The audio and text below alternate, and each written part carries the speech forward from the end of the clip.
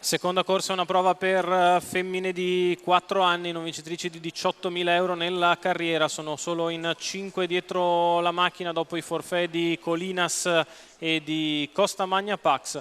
Favorita intorno alla pari Celiaz, l'alternativa è Chery.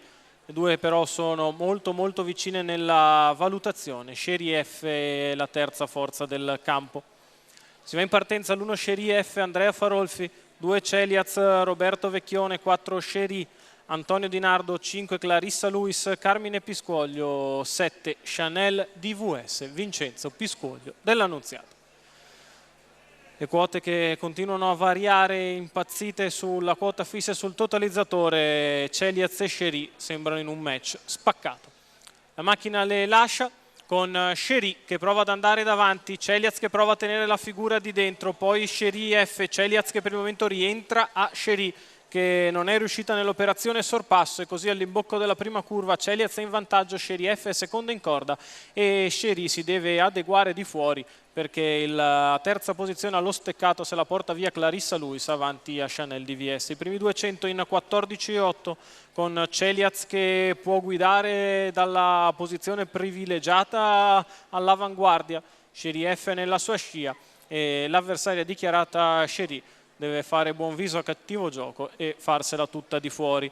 29,6 per i primi 400 metri di corsa con la battistrada che prova a rallentare un po'. Antonio Di Nardo allora all'esterno si fa avanti, cerca di impensierire Celiaz. Intanto passa i 600 metri in 45,3, ritmo costante sul piede dell'1,15,5 per Celiaz e Chery che ora sono quasi completamente apparecchiate. Chery F è sempre lì in attesa degli eventi avanti a Clarissa Luis e a Chanel DVS. C'è stato un 32 di seconda frazione, segno che Chery non vuol far rifiatare Celiaz.